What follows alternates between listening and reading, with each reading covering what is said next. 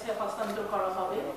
এটা যখন হস্তান্তর করা হবে তখনই আমরা একটা ভিজিট করব যে এখানে কেমন জনবল আমাদের প্রয়োজন এবং কিভাবে এটাকে আমরা মেনটেন করব। আর একটা কথা হলো যে আমি যেটা সবসময় বিশ্বাস করি যে টিকিটিং অলওয়েজ একটা দরকার, একটা রেভিনিউ দরকার হয় যেটা মেনটেনেন্সের জন্য। আমরা থাকবো কিন্তু মেনটেনেন্সের জন্য এন্ট্রান্সে একটা, সেটা 20 টাকা হোক 30 টাকা হোক, একটা কিন্তু টিকিটিং এর একটা ইয়ে থাকা উচিত। কারণ তাহলে ওইটা হয় কি একটা মেনটেনেন্স করা যায় সুন্দরভাবে। এটা কিন্তু সব জায়গায় এটা হয়, যে কোনো জাদুঘর যে কোনো সব জায়গায় কিন্তু একটা টিকিটিং এর একটা ইয়ে প্রভিশন থাকে। আর জনবলটা আমরা জামি ভাই যখন আছেন আমরা সবাই মিলে দেখবো যে কয়জন ওখানে প্রয়োজন, কারণ এখানে সিকিউরিটিও আমাদের দিতে হবে। তো আমরা তারপর অনেক কিছুই আছে এটার সাথে, যে খালি এটা না যে এখানে ফায়ার সার্ভিস যে কমপ্লায়েন্সেস গুলো, যে ওই বিল্ডিংটাকে ফায়ার সার্ভিসের আন্ডারে আনা, ওইটা যাতে ও মানে সব রকম এক্সটিংগুইশার, তারপর ওইটার আরেকবার আমরা সব ইলেকট্রিক লাইনস এন্ড সব কিছু কিন্তু আমরা চেক করবো। এটা রুটিন চেকে থাকবে এটা আমাদের মন্ত্রণালয়ের পক্ষ থেকে এবং জাদুঘরের পক্ষ থেকে। ধন্যবাদ। আপনারা কি জাদুঘরটা বড় করা বা নতুন কোনো নিদর্শন অ্যাড করার বিষয়ে কিছু ভাবছেন কিনা? আসলে ওইটা তো ওনার স্থান, ওইখান থেকেই তো উনি মানে স্বাধীনতা যুদ্ধের ওনার সংগ্রাম, ওনার ত্যাগ ওই বাসাটা থেকেই হয়েছিল। হ্যাঁ, ওইটাই কিন্তু ওনার। আমি যেটা অনুরোধ করব আমাদের মাননীয় শিক্ষামন্ত্রীকে, এবং কালকে আমি বলে এসেছি ওনাকে, যে প্রত্যেকটা স্কুলে, যেমন আমি যে স্কুলে পড়াতাম, আমি সংসদ সদস্য হওয়ার আগে আমি 20 বছর আমি সানবিমসে পড়াতাম, এবং সানবিম স্কুলে ক্লাস 9 ও 10-এ 71-এর দিন পড়ানো হতো, এবং এই ক্লাসটি নিতেন আমাদের শ্রদ্ধেয় ফেরদৌসী মজুমদার আপা, এবং কালকে উনি আবার সেম জিনিসটাই করবেন। তো তখন আমি যেটা দেখেছি কি যে ছেলে মেয়েরা এবং আমরা মানে একদম মন্ত্রমুগ্ধ হয়ে শুনতাম কিন্তু। তো কালকে আমি মাননীয় শিক্ষামন্ত্রীর সাথে আমি 2 দিন আগে কথা বলেছি এই অনুষ্ঠানটা নিয়ে। তো উনি আমাকে বলছেন যে নাহিদা এটা আমরা আরো মানে আর বড় করে এটাকে আমরা প্রচার করব, এবং আমি ওনাকে ধন্যবাদ জানাই যে এটা উনি লাইভ স্ট্রিমিং করবেন, এবং সিআরআইও থাকবে আমাদের সাথে কালকে। এই দুটি আমাদের সাথে এটা লাইভ স্ট্রিমিং করবে, এবং এইটা কালকে আমাদেরটা আমি বলবো this is going to B my pilot একটা দিয়ে শুরু করলাম, এটা কালকে একটা দিয়ে উদ্বোধন করছি।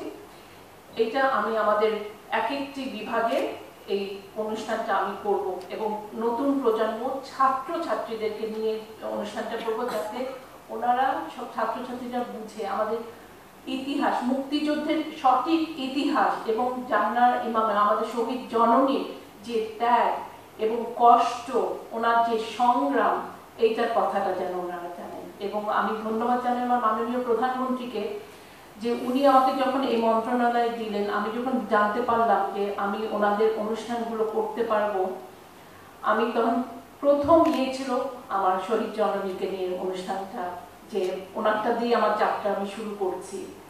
আর অনেকে আছেন যাদের কথা আমরা জানি না, অকথিত তাদের সংগ্রাম ও ত্যাগের কথা আমরা জানি না। এইগুলো আমার মন্ত্রণালয় থেকে আমি চেষ্টা করব তুলে ধরতে নতুন প্রজন্মদের কাছে। ধন্যবাদ। আমি যদি একটা কমেন্ট করতে পারি, এই মিউজিয়ামটা কিন্তু অ্যাকচুয়ালি যেটাকে বলে লিভিং মিউজিয়াম। এটার সাথে একটু নর্মাল অন্য মিউজিয়ামের পার্থক্য হলো যে এখানে জিনিসপত্র সাধারণত বাড়ে না, কারণ উনি যা রেখে গেছেন আমাদের যে বাসায় যা ছিল সেটাই এখানে রাখা আছে, এবং কতগুলো জিনিসের সাথে অনেক আপনার ইতিহাস জড়িত আছে। সেগুলো আমি পুরোপুরিভাবে ওখানে দেখাতে পারিনি। এখন আশা করব যে যেমন একটা কিছুর প্রদর্শনীর নিচে একটা ছোটখাটো একটা ডেসক্রিপশন দেওয়া, যে এটা কিসের জন্য নেওয়া হয়েছিল। যেমন আমার বড় ভাই 5 বছর বয়সে ওনার জন্মদিনের গিফট ছিল একটা এয়ার গান, সেই এয়ার গানটা এখন ওখানে আছে, কিন্তু ওটার অনেক ইতিহাস আছে। আমরা ওগুলো সেভাবে ওখানে একটা প্ল্যাকে লিখে দিতে পারিনি।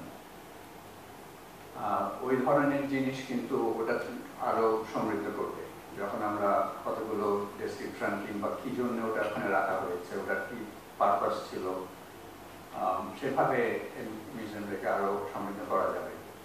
কিন্তু এটার আয়তন এবং সংরক্ষণ খুব একটা বাড়ার সুযোগ হবে না। আমি এই প্রসঙ্গে একটু জানতে চাই যে এটা তো হচ্ছে পারিবারিক, যতটুকু জানি এক বাড়ির মধ্যে এটা করা, সেটা তো খুব বেশি জায়গা সম্ভবত নেইও সেখানে। যদি 5000-এর মতো নিদর্শন থাকে, সেটা প্রদর্শন করার জন্য যে পরিমাণে স্পেস দরকার হয় সেটা কি সেখানে আছে কিনা, আর সেই বাড়িটা তো আপনাদের পারিবারিক বা ব্যক্তিগত সম্পত্তি, সেটা কি একেবারেই জাদুঘরকে লিখিতভাবে হস্তান্তর করা হচ্ছে নাকি শুধু জাদুঘরের নিদর্শনগুলো হস্তান্তর করা হচ্ছে? এক নম্বর হলো আপনার প্রথম প্রশ্ন, প্রথম ভাগটা বলি যে 5000 থাকলো।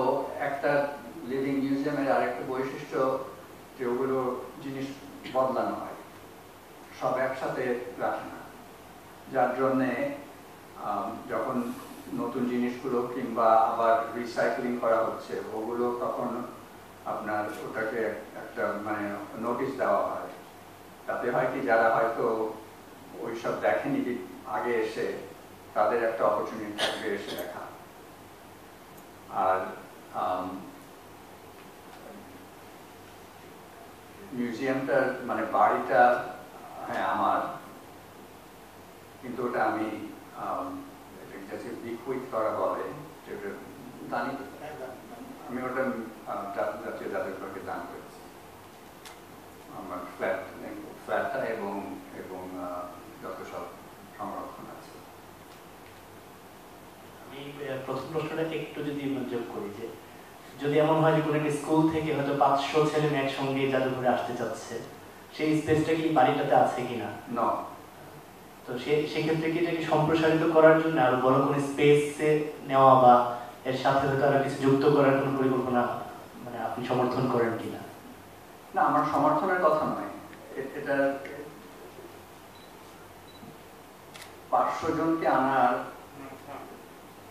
পরিকল্পনাটা ঠিক হবে না, কারণ একটা লিভিং মিউজিয়ামে অতজনকে নিয়ে আসা যাবে না, কারণ এটা সম্ভব না। জাতীয় জাদুঘরে সম্ভব, কিন্তু এই লিভিং মিউজিয়ামে এগুলো সম্ভব নয়।